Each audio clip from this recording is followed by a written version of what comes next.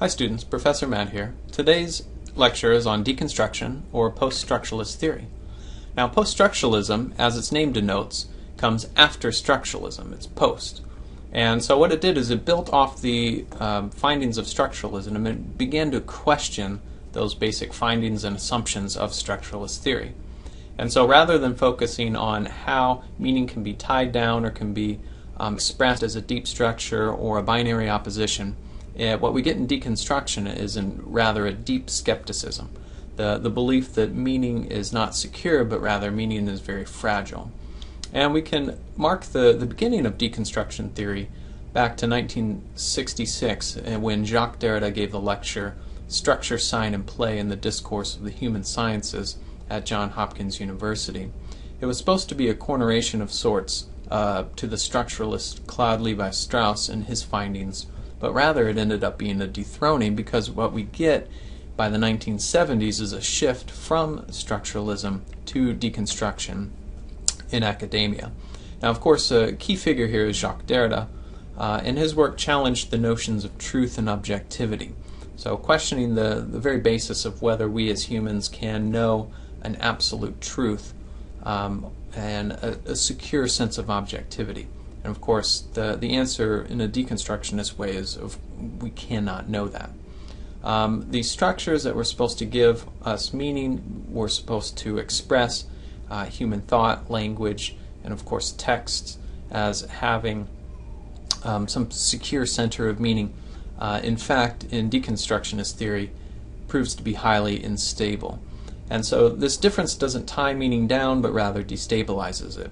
Take, for instance, the meaning of the word difference. There's two possible definitions of that word. One is to differ, so something is good because it's not evil, it's cold because it's not hot, right? That's that sense, state of negation or difference. The other one is to defer, so to hold in check or in parentheses, to delay, to wait is to defer something. And so you can think of deference if you were to look up the word morose, say, what does the word morose mean? And you look this up in the dictionary and find out that it means lugubrious. Well, that's not helpful. What's lugubrious mean? Well, lugubrious means melancholy. What's melancholy mean? Well, melancholy can mean morose, can also mean pensive. So does that mean that morose also means pensive? But of course not. And this is sort of the wormhole that deconstruction opens up by saying how meaning is never really tied down in any of those words, but it's always deferring it to something else, or it's differing in its state of negation. So meaning is always in a constant state of negation and deference. Derrida's notion of deference dismantles what existed before, sort of logocentrism, the idea that signs can reference an objective truth, and this objective absolute truth can be knowable to humans. But instead, deconstruction emphasizes the fragility of these binary constructions. Another deconstructionist move would be invert the hierarchical value of a binary. So good and evil, obviously we have good being the favored binary over evil, but what the deconstructionists would do is show that either, you can't really have any good if there's not evil, right? It's sort of a package deal. There is no such thing as good unless there's evil. And so that deconstructionist move shows how one term of the binary can't exist without the other. Another deconstructionist move would be to show how sometimes evil is really good and sometimes good is really evil. And so these are more fluid categories. It's not this distinct difference between the two, this sort of gulf between them where good is over here and evil's over here, but sometimes there's evil and good and sometimes there's good and evil. And so in this way, Derrida also showed that existence, that there's no transcendental meaning to existence, right? And so this was a sort of a scary notion to a lot of people. Another key figure in deconstructionist post-structuralist theory is Michel Foucault, who is a sociologist, philosopher, and he examined the multiple ways in which power is deployed in society, and showed how text can help constitute and perpetuate social structures that exist. And for Foucault, truth is always socially constructed and contextual. So like Derrida, truth is not absolute, it's not objective, it's something that's contextual and socially constructed. Some of the key principles of deconstructionist theory. One is that there's no transcendental signifier. Again, there's no absolute meaning. And this was sort of a scary concept to a lot of people because transcendental truths tend to underlie most of our belief systems. Things of a philosophical nature, religious nature, scientific nature rest on the notion of empirical or absolute sort of meaning. And rather, the deconstructionist move is to show how truths are rather contextual, how they are the result of relationships among signs within a system that allows for play, that allows for meaning never to be really tied down but really destabilized. And so this was sort of a scary insight not only for religious individuals but scientific individuals or those that prefer a more classical form of philosophy.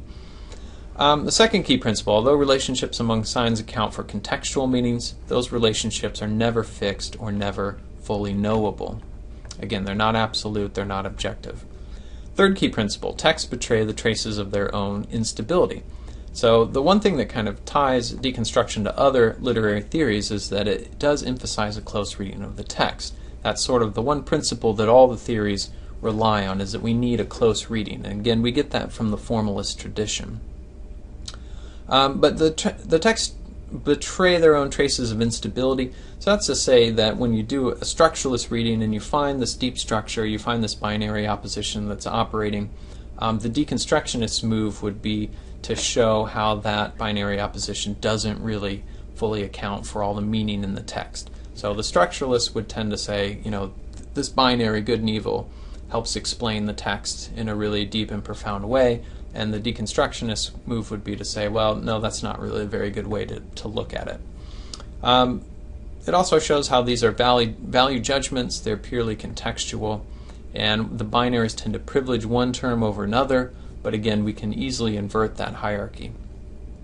The fourth key principle is there's nothing outside of the text, and that's a phrase taken from Derrida's writing that its intention is to move the critical focus away from the author and put it on the text. So again, deconstruction is a philosophy, it's a criticism that emphasizes the text.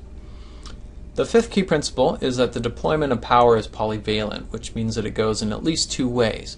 So power is generative, it empowers some, and it's also oppressive, so it does not empower others. But power is never unilateral in its consequence and context. And so the sort of social value of deconstruction theory, because many tend to fear that the only path of deconstruction is the path towards nihilism. So if we deny a transcendental signifier, if we say there's no absolute or objective meaning, then the only conclusion is that nihilism, that everything is meaningless. And that might be one path that you could take on the road of deconstruction. Another path would say that, well, okay, there's nothing that's absolute, fine, but there's still a lot of useful things that we can do. There's sort of an ethical turn that you can take in deconstruction to say, well, we need to re-empower those who have been oppressed.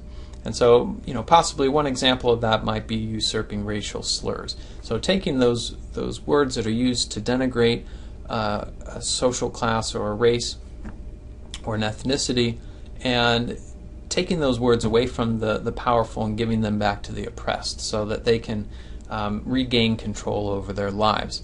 In words, that might be one thing. It could be capital. If you want to combine deconstruction and Marxist, right? We need to redistribute the capital from the powerful to the oppressed. And so there can be sort of a social critique or a social ethical turn of deconstruction, and it does not have to lead down the path of nihilism. All right, so I'll conclude with a sort of humorous anecdote about deconstructionists. There tend to be a person who sits around all day talking about how words have no meaning, how communication is impossible, and then they go home at night and they order a pizza and expect that something hot and delicious will arrive at their door in 30 minutes. And that, I believe that anecdote has some merit. So this is Professor Matt signing off. That's all for now.